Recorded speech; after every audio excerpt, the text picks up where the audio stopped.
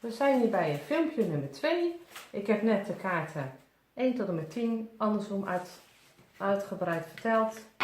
Dus die gaan hier. Want daar hebben we het nu even niet meer over. We gaan nu verder met kaart nummer 11 tot en met 20. De Expanded Le Normand. Ik zeg het er even bij.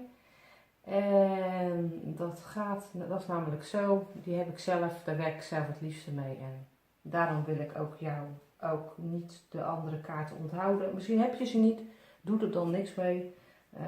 Spoel het filmpje door of wat dan ook. En misschien heb je ze wel en vind je het leuk om ermee te werken. Nou, we gaan nu verder met kaart 11 tot met 20. En dat andersom. Dus wat betekent het? Kaart 11. Nou, wat betekent in dit geval? Dat de ruzie die je hebt, de stress die je hebt, kan worden opgelost. Het wordt opgelost en uitgesproken.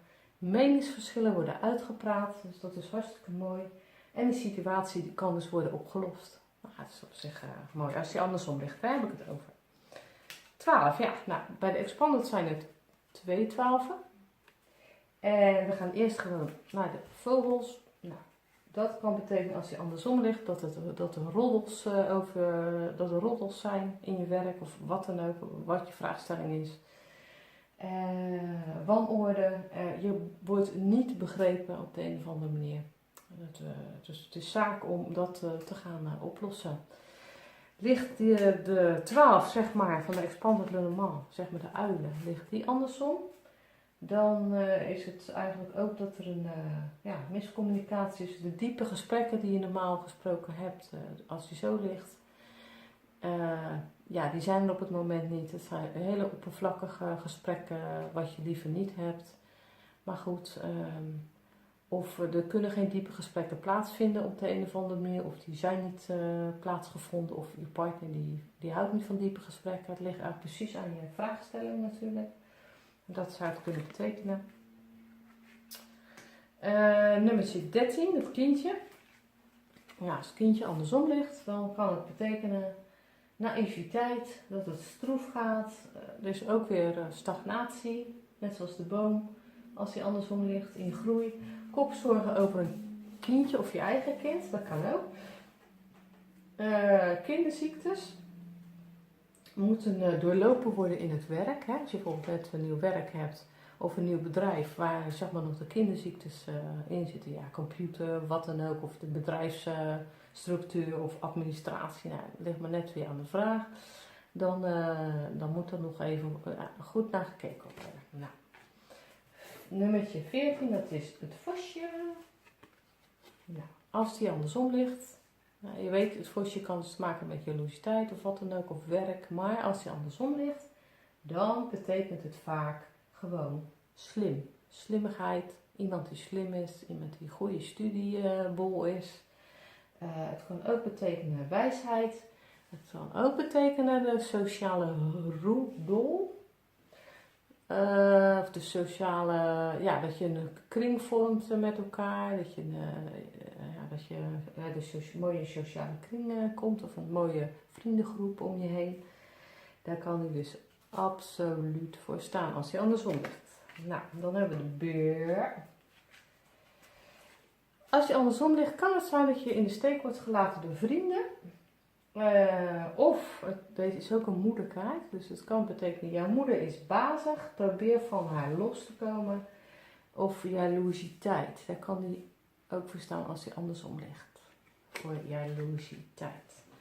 Nummertje 16, de ster. Hoppa. Nou, waar de ster dus niet zo lang geleden achterkomen ook kan betekenen is internet.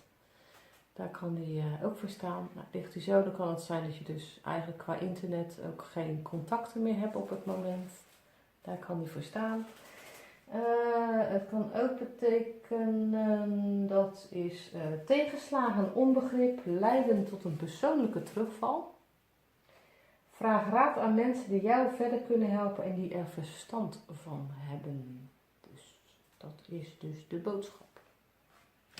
17e ooievaar, andersom, stagnatie, geen verandering. Gewoon op het moment, nee. Het lukt niet wat je wil. Het kan ook zijn dat je werkelijkheid aan het ontvluchten ben, daar kan die ook voor staan.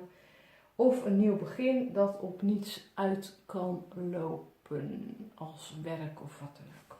Dat is je vraagstelling. 18 de hond. Nou, dat staat, en dat kan echt heel goed staan. Ik heb hem zelf hiervoor getrokken, namelijk voor een bepaald soort werk wat ik deed. Ik heb een aantal soorten werk wat ik doe. Maar in ieder geval was er dus iets, is op niets uitgelopen en dat komt omdat diegene onbetrouwbaar is.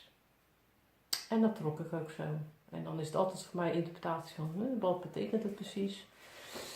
Maar dat kwam er dus echt uit. En nou goed, een ontgoocheling, het staat hier ook. Een ontgoocheling en gekwetst in een vriendschap of in dit geval werk.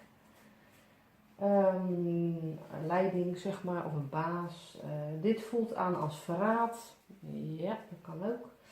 Hak die knoop zelf door en wijst die persoon de deur. Hak die knoop zelf door en wijst die persoon de deur. Nou, dat was voor mij wel echt van toepassing en dat heb ik ook gedaan. Want die meent het niet goed met jou. Ben je aan het twijfelen, praat het dan uit. Maar in mijn geval, dat was echt niet nodig. Dus dit kan het betekenen. Het kan ook betekenen dat de vriendschap niet goed is. Wat dan ook. In ieder geval, of ja, ontrouw in die zin. Dat kan ook met vriendschap te maken hebben. In ieder geval, zo is het vaak trouw en een trouwe vriend. En zo is het, kan de vriend niet trouw zijn, zeg maar. Nou, nummer 19. De toren. Andersom is stagnatie. Daar hebben we hem weer. Er staan een aantal kaarten voor groei en stagnatie. En deze staat dus andersom voor stagnatie. Eenzaamheid kan hier voor staan. Hij kan staan voor opsluiting. Of onopgeloste conflicten. Dus waar je aan kan gaan werken. 20. Andersom. De tuin. Een uitnodiging verloopt niet lekker. Of uitgaan verloopt niet lekker. Of te veel alcohol of vervelend gedrag verpest de sfeer. Deze kan ook staan voor een verslaving namelijk en voor alcoholverslaving. Kan dit uitje nog gezelligheid brengen? Kan het uitje nog gezelligheid brengen? Ja. Dat is dus even de vraag. Nou, dat zijn dus kaart 11 tot en met 20 die ik hier voor jullie heb uitgelegd. En dan ga ik in mijn derde filmpje, kaart 21 tot en met 30, weer mee verder andersom leggen.